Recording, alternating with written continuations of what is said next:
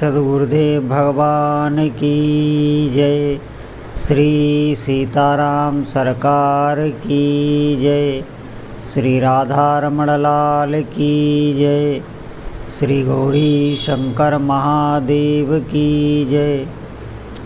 सभी दर्शकों और भक्तों को कोटि कोटि प्रणाम। सबको प्रेम भरा जय जय श्री राधे, जय जय श्री सीताराम। क्योंकि भजन ही एक ऐसा साधन है जो आपके जीवन में जितने भी अमंगल हैं उनको हटा देगा। जितनी भी जीवन में आपकी प्रतिकूल परिस्थिति बनी हुई है उन सबको भजन हटा दे। आप भजन करें तो निष्ठा से नाम जप करें। नाम जप छोड़ना नहीं है। कोई कितना भी कुछ कहे, आपको जप नहीं छोड़ना है। कैसी भी परिस्थिति आ जाए, बिल्कुल आपके मन के प्रतिकूल होने लग जाए, आपको ऐसा लगे कि भजन से कुछ हो नहीं रहा है, फिर भी आपको नाम जप नहीं छोड़ना है। आप इसका कमाल देखना, आगे प्रभाव देखना। वर्तमान समय को भजन में आप निकालते रहना, ये ध्यान रखना। आपको अनुभव में आ जाएगा, आप खुद बोलने लग जाएंगे। इतनी सामर्थ्य भगवान के नाम में है। क्योंकि आप साधक जब नाम जप करता है तो उसका चित्त निर्मल होता है। हमने बताया कि जो भी संस्कार हैं हमारे दूषित, उनको नाम जप ही नष्ट कर सकता है और कोई साधन नहीं। तो चित्त जब निर्मल होने लगता है तो प्रसन्नता आने लगती, शांति का अनुभव होने लगता है। खुद साधक को अनुभव होता है कि हमारे भीतर अद्भुत शांति, अद्भुत प्रसन्नता है। आपको अनुभव होगा। उस प्रसन्नता में ये ध्यान रखना कि माया की तरफ आप ना बढ़ जाएं।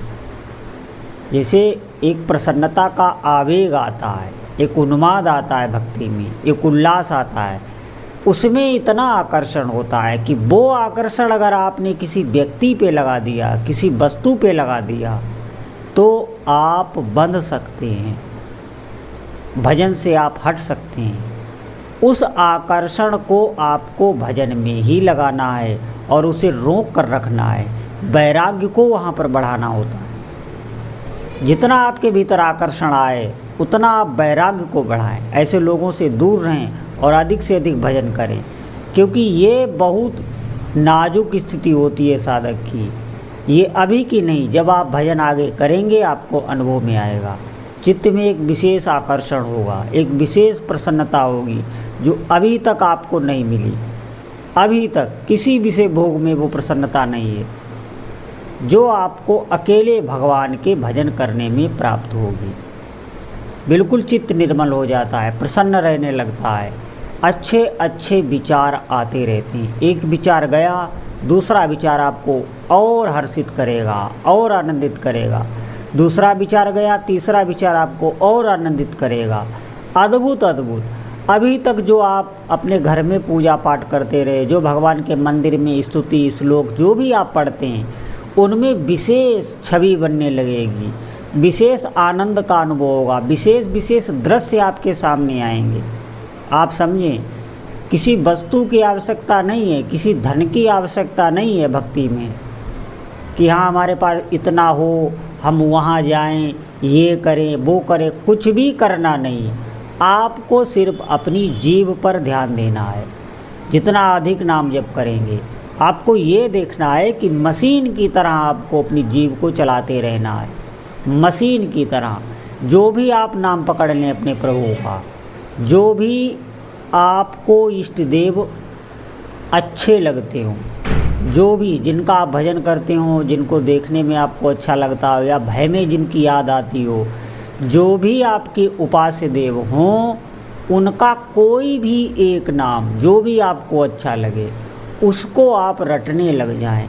और इतना रटें, अभ्यास करते रहें। लेकिन बीच में ये ना देखें कि अभी कुछ मिला नहीं, अभी कुछ हुआ नहीं। ऐसा नहीं है। हम 4-5 महीना बीज बोते हैं, फसल करते हैं, 4-5 महीना इंतज़ार करते हैं, उसके बाद हमें फसल काटने को मिलती है। आप देखेंगे, ये हम बात कर रहे हैं प्रगट में, वर्तमान में। लेकिन हमारे भीतर जो अनंत जन्मों के कुसंस्कार भरे हुए हैं उनको मिटाने में भजन को थोड़ा समय लगता है। ऐसा नहीं है, इस जगत में भी आप देखेंगे कितना समय लगता है। कितने साल बच्चा पढ़ाई करता है, कितने साल पढ़ाई करता है, उसके बाद वो आकांक्षा लगाए रहता है कि अब हमें नौकरी मिलेगी, हम खूब धन कमाएंगे, अच्छे से रहेंगे। हमारे भीतर भजन करते हैं तो एक ये ज़रूर स्थिति बन जाती है कि हमें जल्दी सब कुछ हो जाए, सब मिल जाए। ये ध्यान रखना, ये मन की चाल है, इससे बचना चाहिए। आप धैर्य से लगें, आपको निश्चित लाभ होगा। जो भी इस बात को सुन रहा होगा, समझ रहा होगा और भजन करेगा, उसे इसी जीवन में अनुभव होगा। भजन इतना सुख देगा, भौतिक भी और आध्यात्मिक भी, इस लोक में भी परलोक में भी, हर जगह। जब आपके पास धन है तो आपको जो भी कामना होगी वो भी पूर्ण होगी, और लोक या परलोक में जो भी आप चाहेंगे आपको प्राप्त भी होगा। इस लोक में जब धन होता है तो हम जो चाहें वो खरीद सकते हैं। ऐसे ही जब आपके पास नाम धन है तभी आपको कुछ प्राप्त हो सकता है। इसलिए अधिक से अधिक भगवान नाम जब कमाएं, इधर उधर ताका झांकी मत करें, मन को संशय में मत डालें। और कोई मार्ग नहीं है, और कोई उपासना नहीं है। भगवान नाम जप में इतनी सरलता है कि आप किसी स्थिति में नाम जप कर सकते हैं, चाहे शुद्ध हो चाहे अशुद्ध हो। हाँ, मंत्र में विधान है। मंत्र में पवित्र होकर आसन पर बैठकर पूर्व या उत्तर की तरफ मुख करके रीढ़ की हड्डी को सीधी करके ध्यान करते हुए मंत्र जप करना चाहिए। पवित्र अवस्था में ही मंत्र जप करना चाहिए और उसका जोर से उच्चारण भी नहीं करना चाहिए। मंत्र जप उपांशु ही होता है या मानसिक होता है, लेकिन नाम जप में इतनी सामर्थ्य है कि जो मंत्र जप से अनंत काल तक आप मंत्र जपें वही नाम जप से भी प्राप्त हो जाता है। नाम का आप संकीर्तन भी कर सकते हैं, नाम आप जोर जोर से भी जप सकते हैं। नाम में कोई शुद्धि अशुद्धि की आवश्यकता नहीं है। आप सुबह उठने नाम रटने लग जाएं, कोई भी, आप खाते पीते चलते फिरते उठते बैठते भी नाम जप कर सकते हैं।